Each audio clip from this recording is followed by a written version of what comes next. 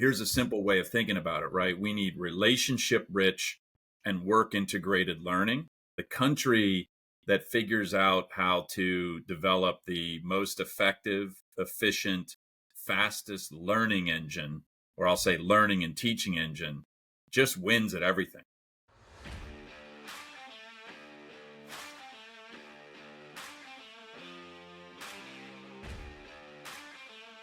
Welcome to the Opportunity Accelerators, a show where professionals at any stage of their career can learn how to level up from those that have found success and have the scars to prove it. Our goal for this show is to be sort of a mentorship and perhaps some inspiration and a podcast. But we also touch on other topics in the tech industry, in particular, how we can create more and better pathways to advance tech careers. I'm Vince Verga. I'm here with my friends and business partners, Justin Vianello and Joe Mitchell. Thank you, What's going on, guys? Yes. So Joe, why don't you get things kicked off and let's get rolling here. Sure. Well, it's an absolute pleasure to welcome Brandon Busteed to the pod. Thank you, Brandon, for joining us. Brandon is the Chief Partnerships Officer and Global Head of Learn, Work, Innovation at Kaplan. Prior to this, he spent over 6 years at Gallup as first the Education Director of Workforce Development, and also as a Senior Partner and Global Head of Public Sector. His career spans a wide range of important work in education as an educational entrepreneur, speaker, writer, and university trustee. Busteed is also the founder and former CEO of Outside the Classroom. Brandon is an internationally known speaker and author on education and workforce development, and has published over 100 articles and keynoted more than 200 conferences. He is also a LinkedIn top voice in education since 2018 and is a contributor to Forbes.com. Welcome, Brandon. Thanks for joining. Welcome. Hey, thanks for having me, guys. Looking forward to the conversation. Welcome. Yeah, absolutely. Well, great. Well, look, we know and haven't followed you, Brandon, for well over 10 years, being at many of these keynote conferences that you've led and inspired many people. I know you've dedicated your entire career to education and workforce development and helping people succeed, helping to accelerate opportunity, which is what the pod is all about. But just to start off with, just interested in knowing a little bit more about you personally. What do you like to do outside of work?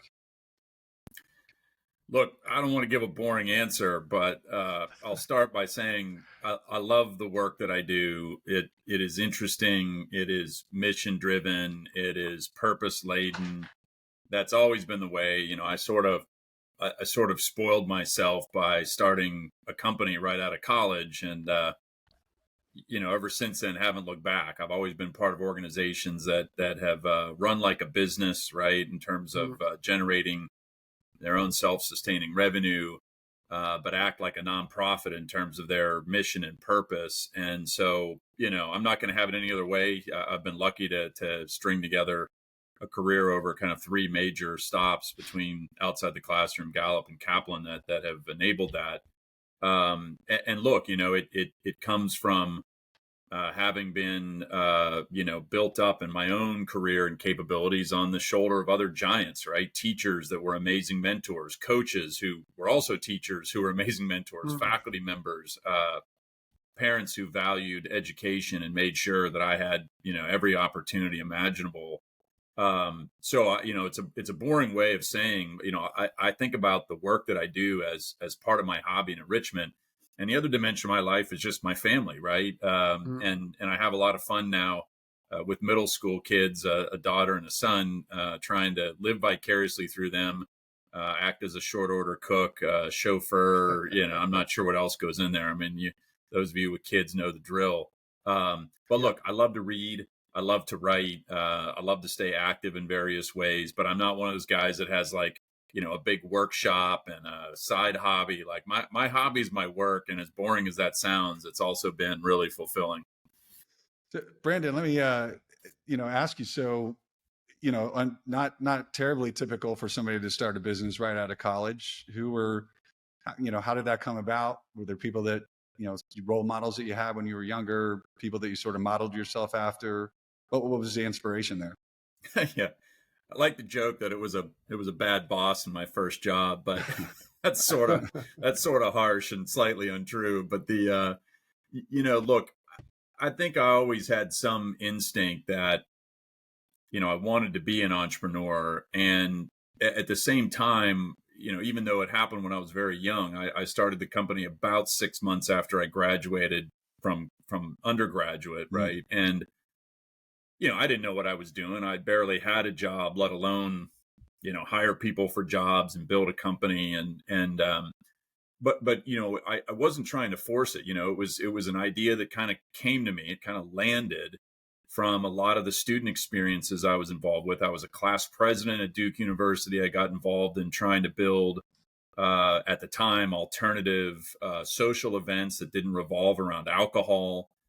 Just something that I kind of became interested in as a really big issue that wasn't a very popular issue, but certainly needed to be addressed. And so from that, deep engagement in that work, a business opportunity just kind of, evolved, right? And so, I've had the opportunity to do guest lectures at a number of business schools and talk about entrepreneurship over the years. And I always say to people, like, there's a lot of folks that are interested in starting a business, but don't like Google ideas for businesses and try to like kind of, fit a square peg into the round hole, right? Like when it happens, you're going to know it's right. Like, don't go be a fake entrepreneur. And for me, I had an idea that just kind of landed, and I was like, this is something I need to go do. Ironically, my initial instinct, because it was a very mission driven idea, was to start it as a nonprofit.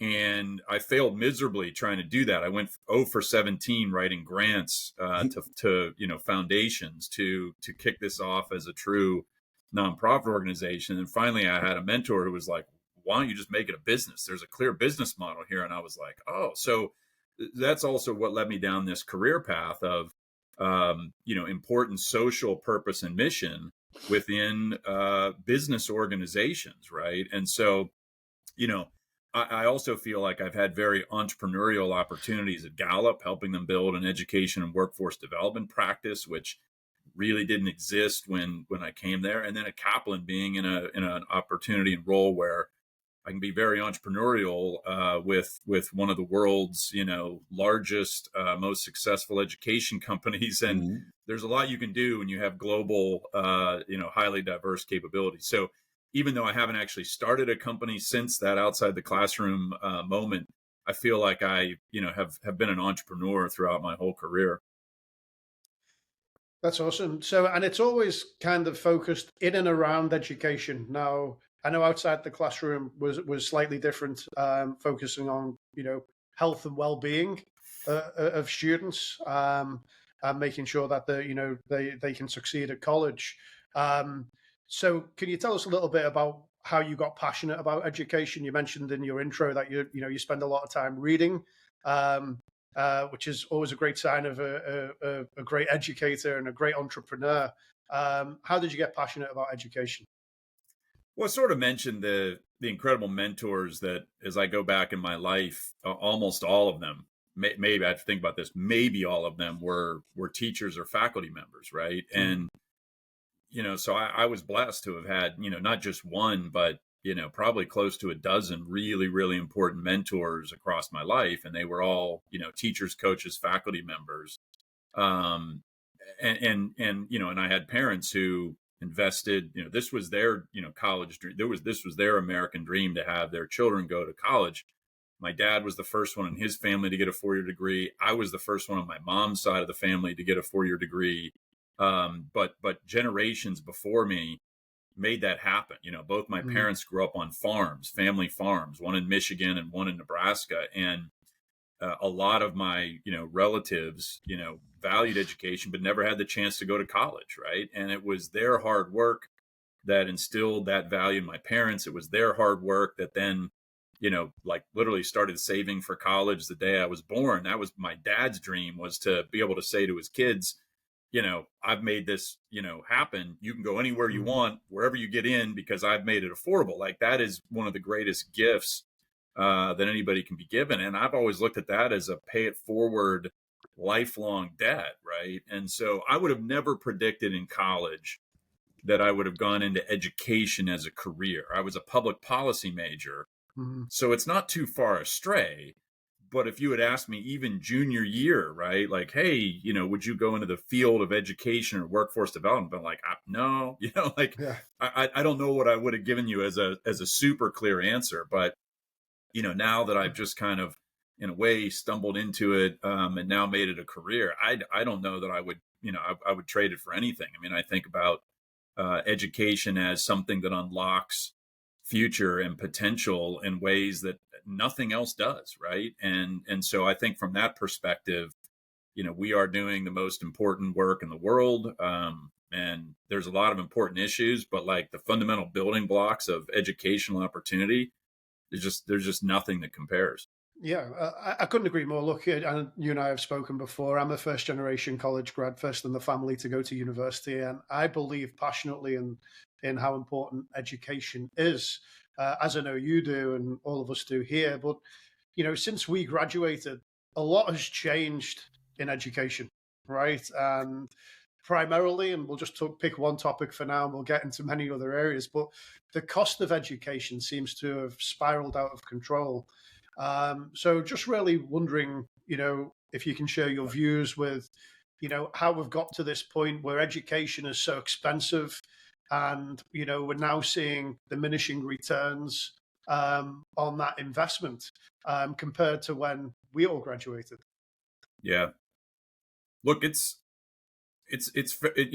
the cost of education, it's a fairly unique U.S. phenomenon, right? I mean, there are truly things happening that are global, and you can track some rise in educational costs globally, but nothing compares to what's happened in the United States, right? Especially at the higher ed level. Our investment per pupil in K-12 is among the highest in the world, right? Our ROI from that is questionable, right? And higher ed, since the early 1980s, the cost of higher education has gone up more than 450%, and it's been more than double the rise in healthcare costs. And we all know how painful the increase in healthcare costs have been. And so you compare it to anything like healthcare costs. There's just very few examples of anything that has increased since then. And of course, along with that, we've layered in the $1.7 trillion of student loan debt onto the shoulders of graduates, and $1 trillion of that has happened in roughly the last 10 to 12 years, right? So the acceleration of that debt is also something that is hard to comprehend. I certainly believe deeply in the value of education and a degree, right? But the big question mark on it is not just its rising cost, but there's just no real belief that college graduates are well prepared for success in the workplace. And this is something that I know all of us spend a lot of time thinking about. The combination of those two things is really the crunch for U.S. higher education. Perception and reality of rising costs, because there's both of those are in there. Sure. And it's also the growing doubts of the work readiness of graduates. And those two things together equal value proposition or a return on investment, however people think about it. And it isn't just narrowly about how much money am I going to make or whatever, but it's important to know that the number one reason why Americans value a higher education is to get a good or better job. We value it for many reasons, but that is by far the number one reason. There isn't a close second place on the list. And in that context, if you doubt the work readiness of graduates or the relevance of what's being taught, and it's getting more and more expensive, you're like, it's this head scratcher, let alone the politics that have now come into the equation of higher ed. Up until 2014, there was no real divide in views of higher ed between Republicans and Democrats. And now it's the most politically polarized institution in the United States, on par with the US presidency, which is unfathomable, right? Yeah. So there's several things going on here, but to your point about cost, it's really the combination of rising costs plus doubts about the work readiness of graduates. And I think there's both a perception challenge in there and a real miss in terms of what's not being delivered for students and their experience. And the short answer to that is there's just very few that are getting valuable work integrated learning opportunities. And that comes in all forms, right? Co-op, internship, apprenticeship, boot camp, industry recognized credential. There's some growth in those areas, but we're still missing the vast majority of college graduates when it comes to those types of super important experiences. Yeah. So, Let's go ahead, Justin.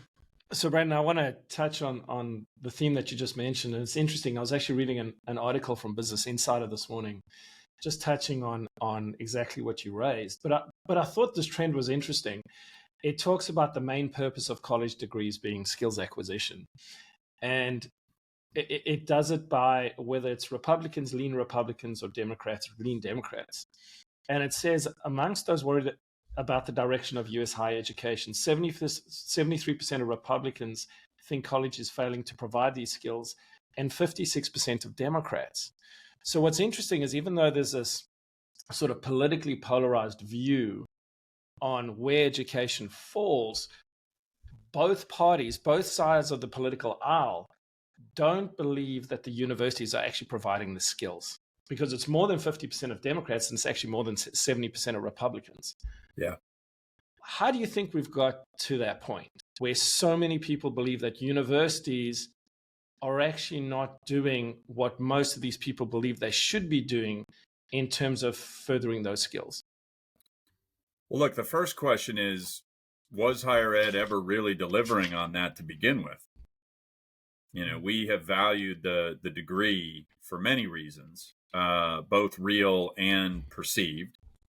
And the question is, right, how much of that value is the actual skills that people obtained, or, you know, the experiences they obtained during that experience versus, the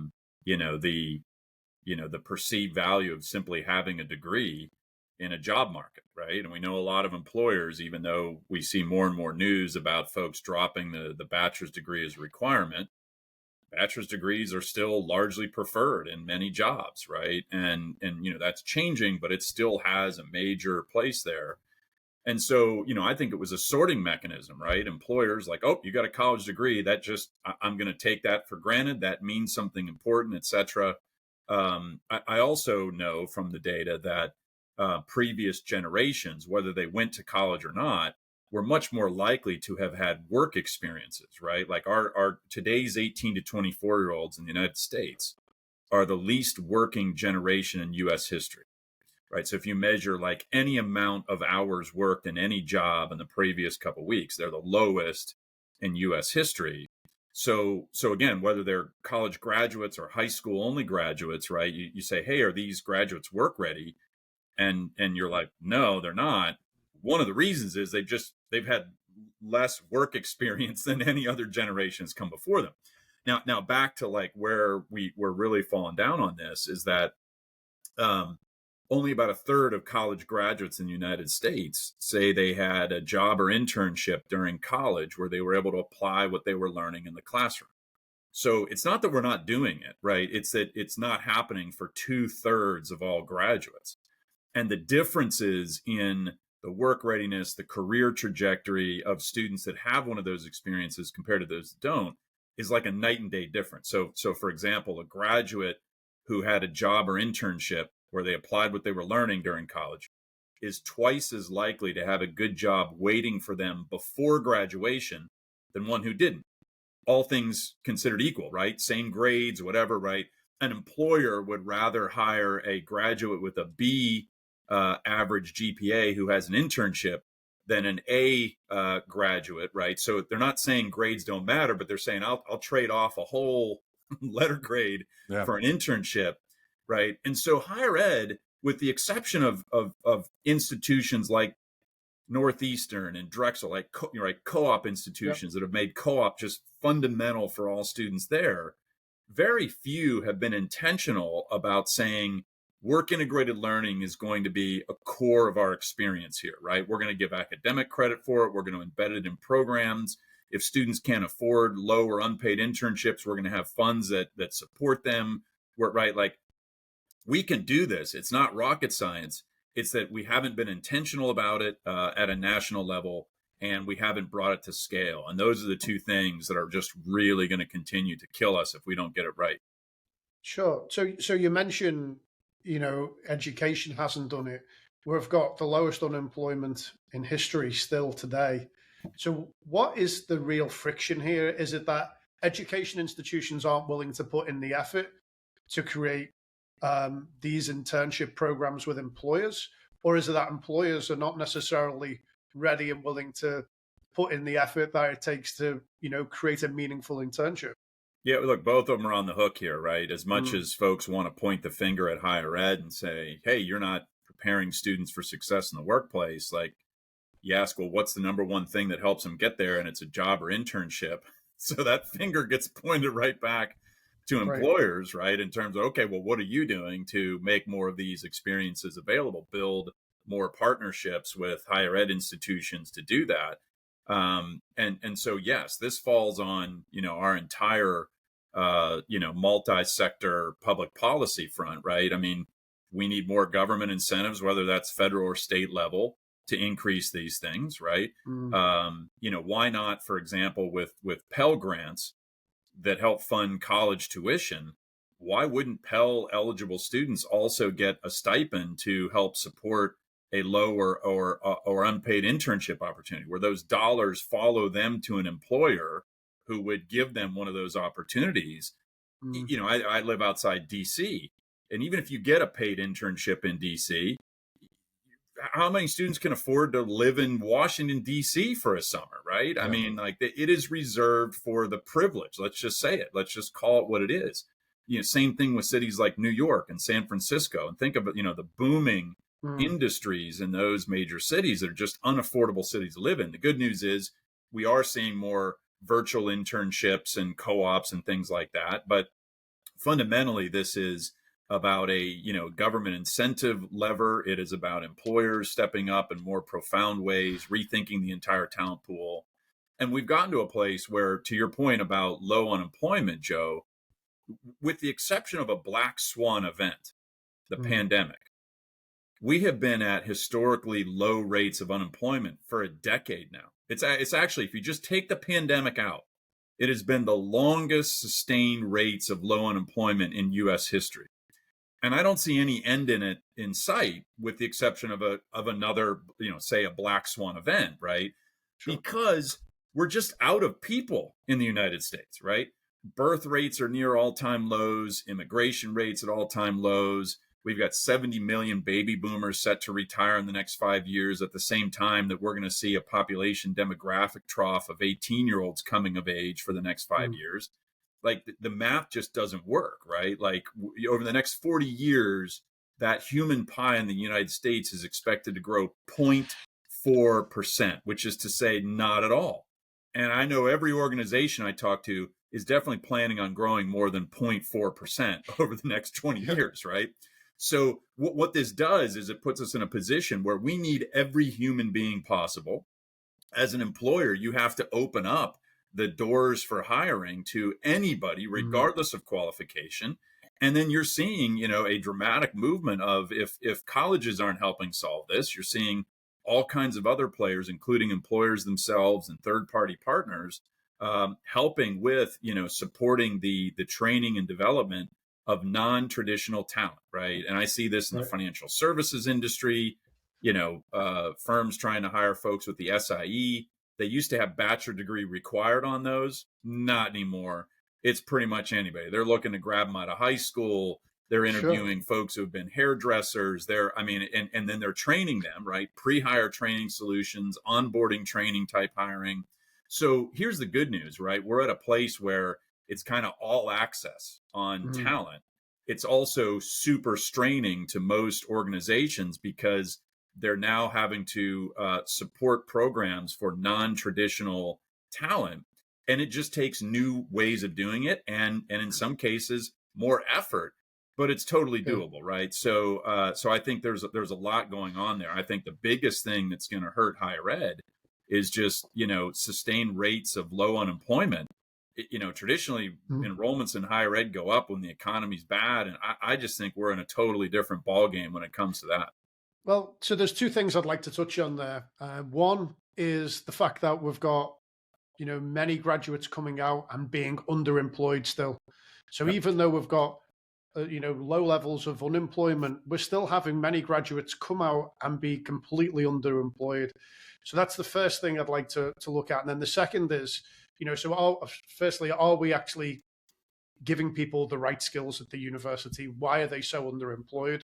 And how do we, because that doesn't help the economy if they can't take higher level jobs for a start. And then the second thing is, what about alternative pathways and apprenticeships? Because, I'm sure you've seen the recent article, I think it was today or yesterday, talking about 17 states that have removed the degree requirement in 19 months. And I think you actually posted on it. If we could address both of them, I'd love to get your thoughts on that. Yeah, look, I mean, we've talked about some of the things. If I say, what are the fundamentals that are missing for most students from the higher ed experience? And this goes back to profound research that Gallup did, through the Gallup Purdue Index, to this day, still the largest representative study of college graduates in history. The insights, although, many of these were kind of breaking news in 2016, 17, 18, like they have relevance for the long haul. And I think there's still a lot of people who haven't gotten the news flash about them. But, I mentioned only a third of college graduates had a job or internship where they applied what they were learning in the classroom. But if they did, it doubled their odds of being engaged in their work and thriving in their well-being over their lifetime. One of the other ones that related was they worked on a long-term project that took a semester or more to complete. But less than a third of those graduates hit the mark on that, right? But that's another one of those game changer experiences that, mimics more of what happens in the real world of work, right? Few of us are getting by doing pop quizzes and 5-page papers in our jobs, right? We're working on things that are multi-week, multi-month, multi-year long initiatives that require teamwork, collaboration, ecosystem partnership. I mean, you name it.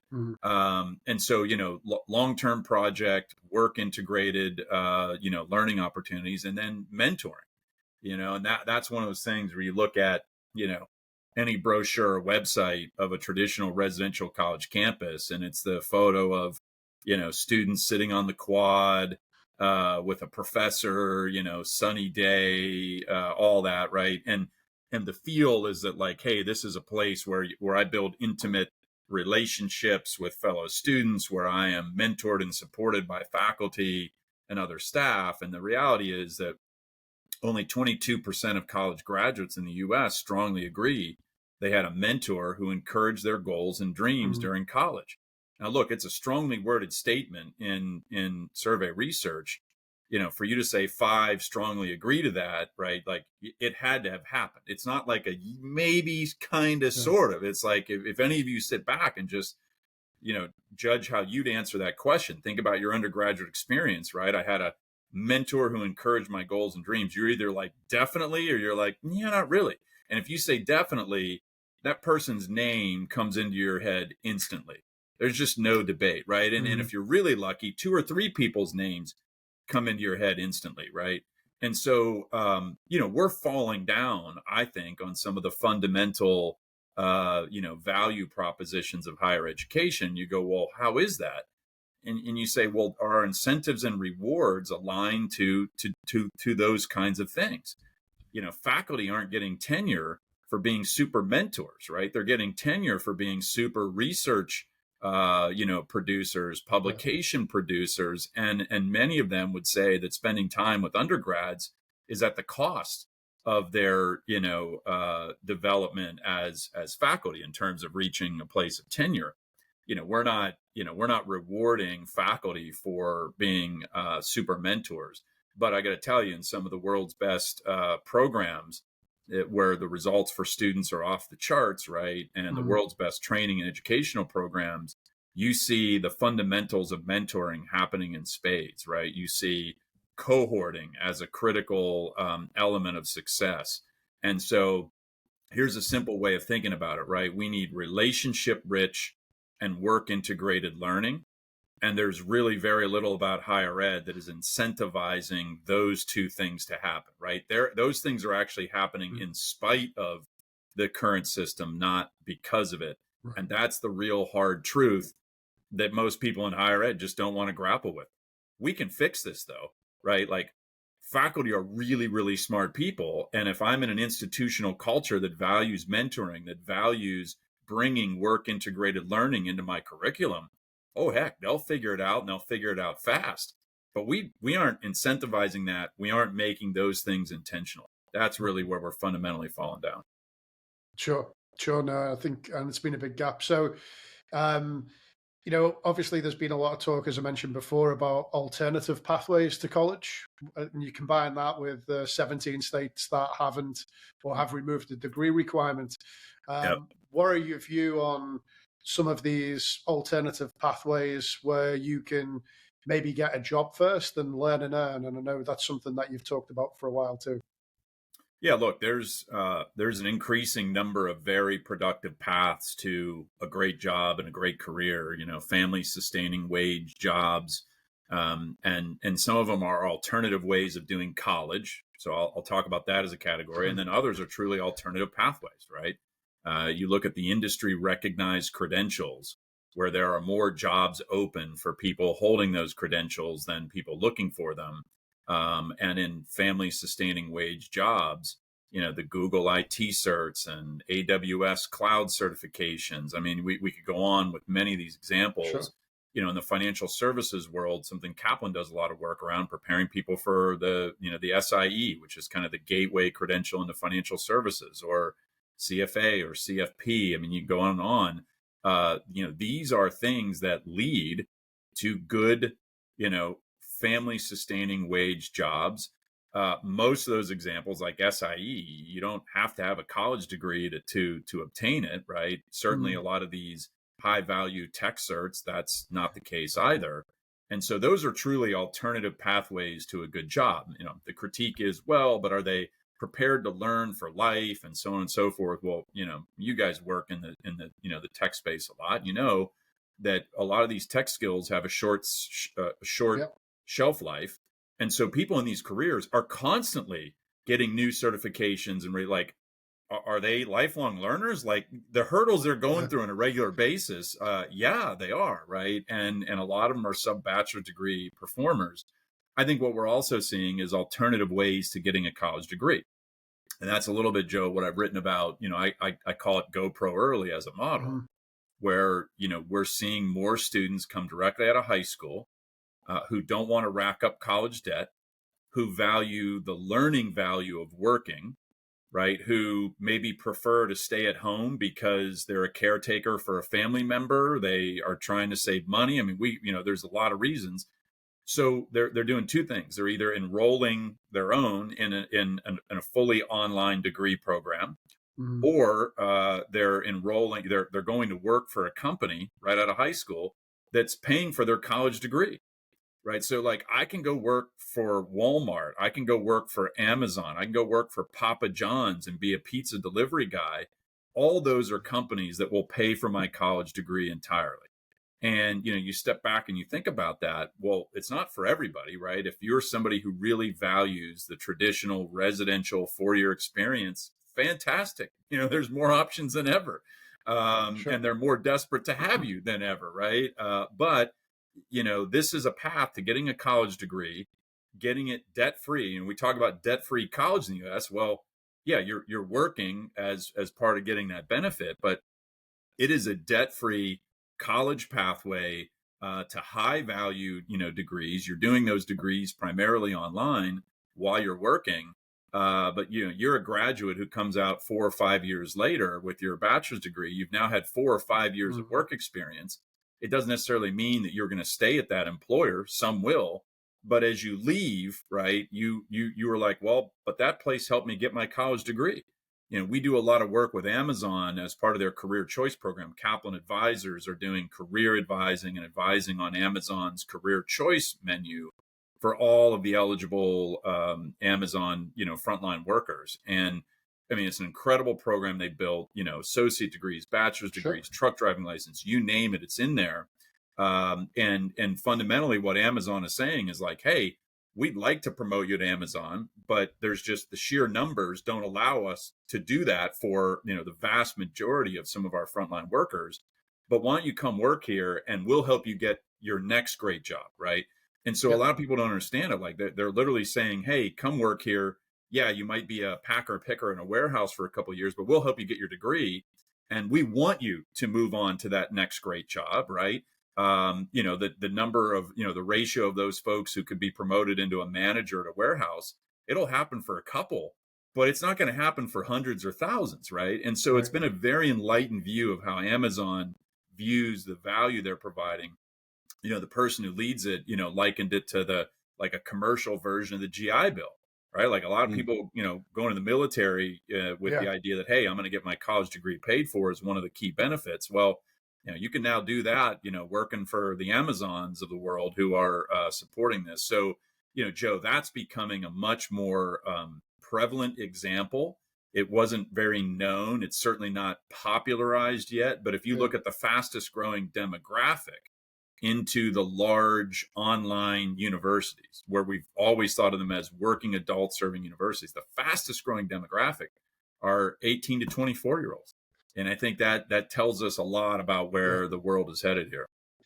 Yeah, no, I think it's great. I also think that has an opportunity, having the commercial aspect of really squeezing the cost of education, because these are commercial organizations used to negotiating, can negotiate at scale, and they can say, hey, I'm not going to pay $40,000 for tuition, I'll pay 10, right? And they can do that, and Absolutely. they're going to have scale. And I think that is going to swing back for educational institutions to really, work with those who are willing to flex and actually want to make education affordable and attainable.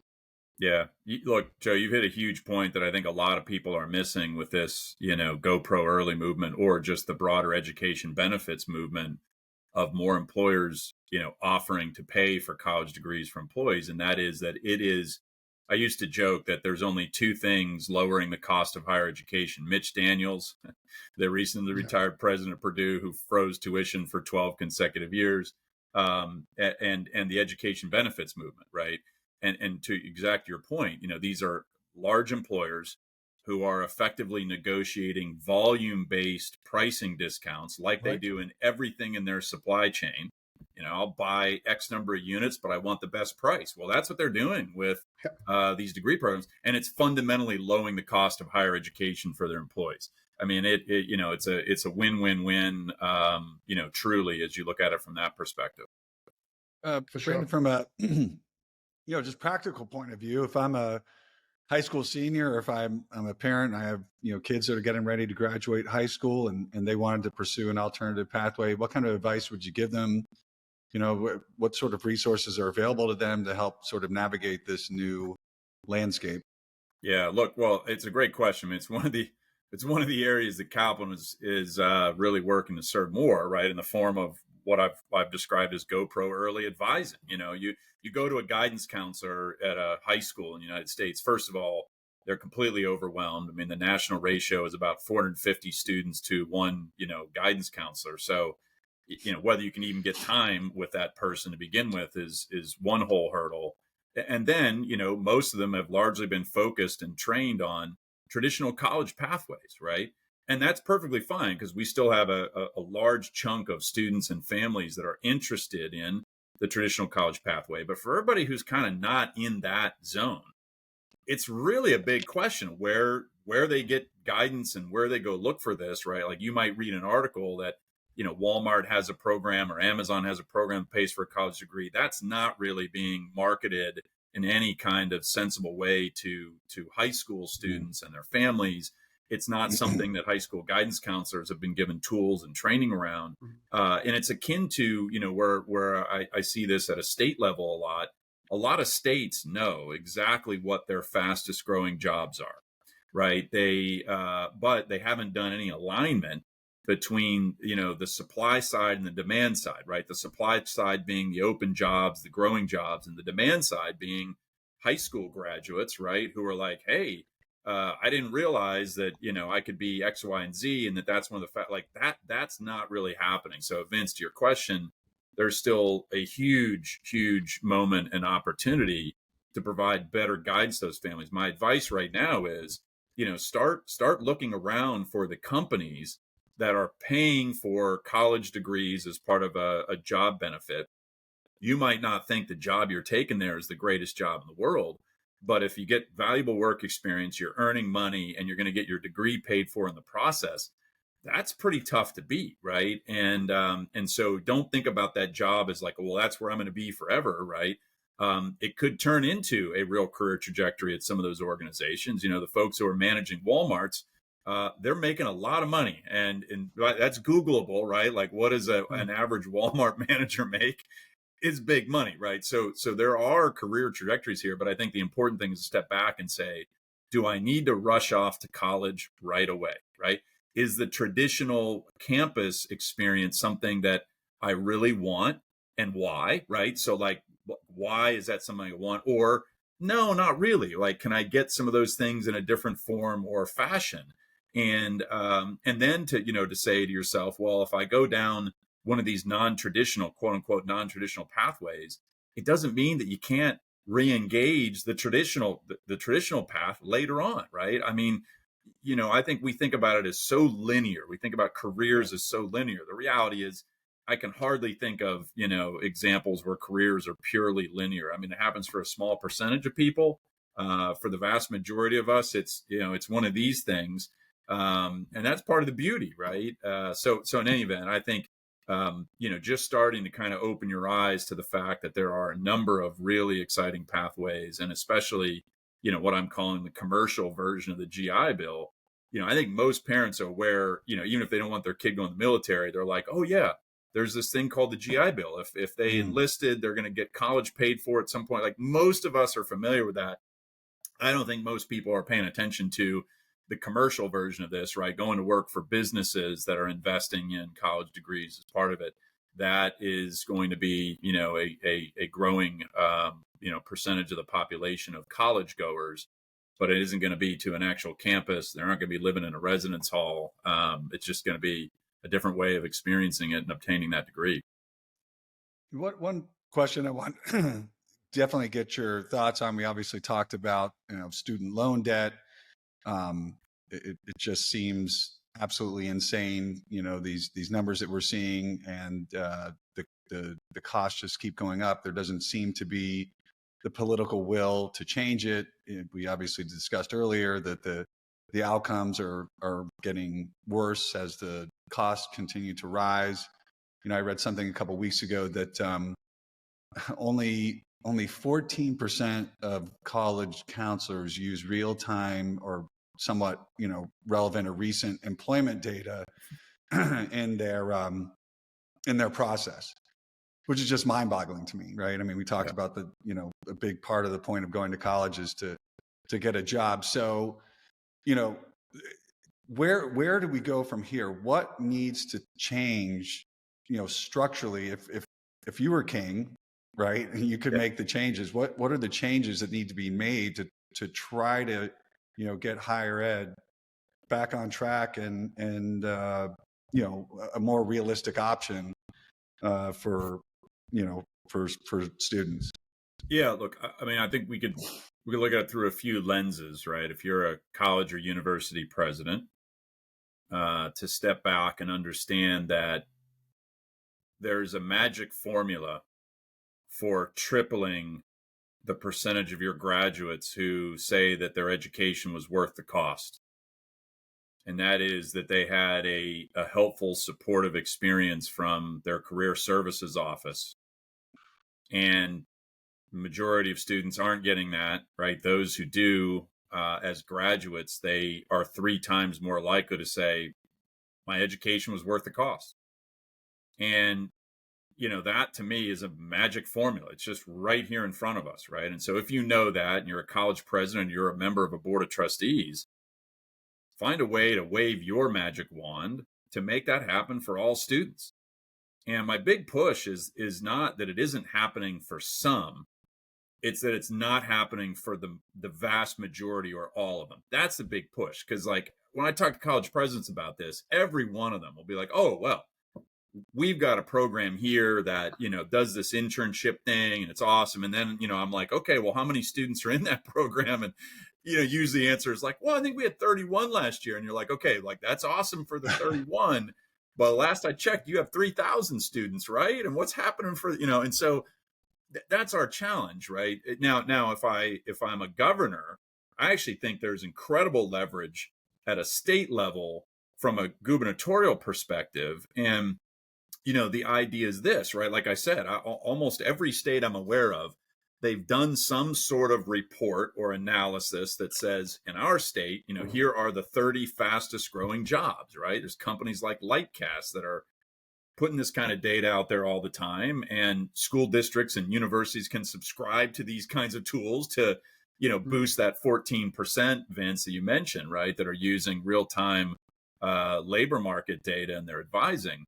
But look, all these states know or could know pretty quickly what their fastest growing jobs are. The question is, are they doing any connecting on the demand side to parents, to students, to high school guidance counselors, to the teachers and faculty in these places to say, here are these great jobs, here are the average salaries, here are the educational or training pathways to get to them.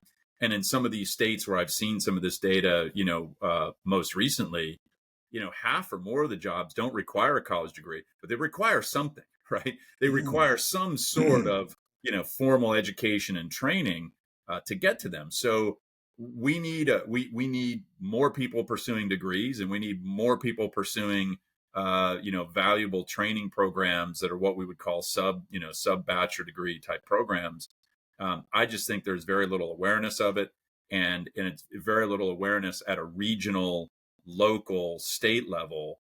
And so don't wait for the federal government to make these changes, right? Like, I have more optimism that we can move the needle on things at a state level. And as a governor, right, like that is the kind of leverage that a governor can make. I think we're going to see more action at a state level, and I think it's going to be focused around work readiness, work integrated learning opportunities. If I step back and just kind of paint the picture of what I hope is the compelling vision of the future, it's that we won't distinguish between places of learning and places of work, because they'll be one and the same. There's just going to be so much work integrated learning happening in schools that you'll be like, wait a minute, is this an organization, or is it a place of learning? And then we'll see so much ongoing upskilling, reskilling, learning happening in the modern day workplace that like it'll just feel like these things are one and the same, right? That's the vision I hope college presidents, school district leaders, governors, heads of departments of labor and education really, kind of gel around.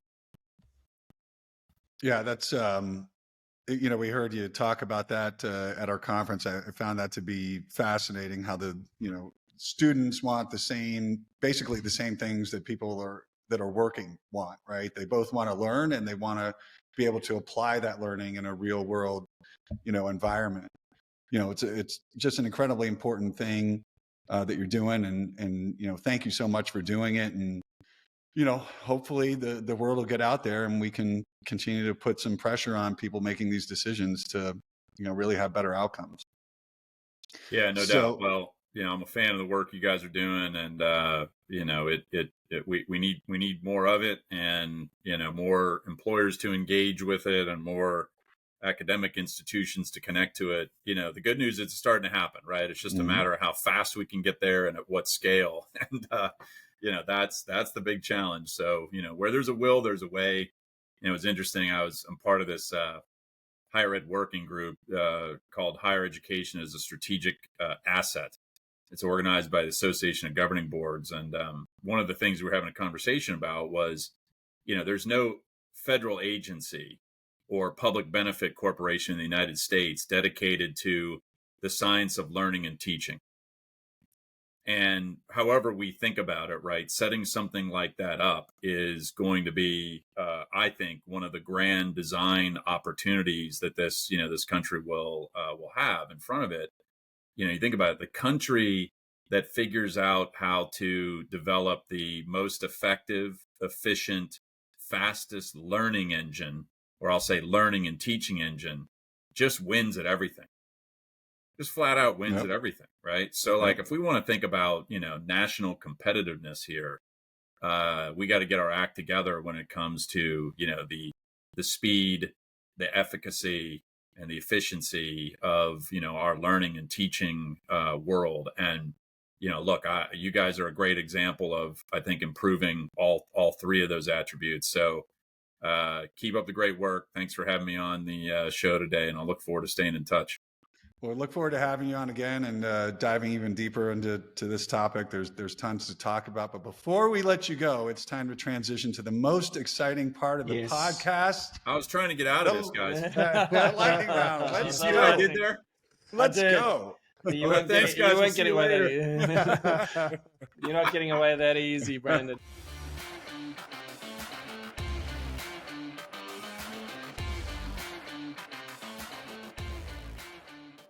What mythical creature do you think is real? The liger. Yes. Okay. That is real. Okay. If you were an animal, what would it be? Cheetah. Oh, wow. If you had to blow up a planet, which one would you choose?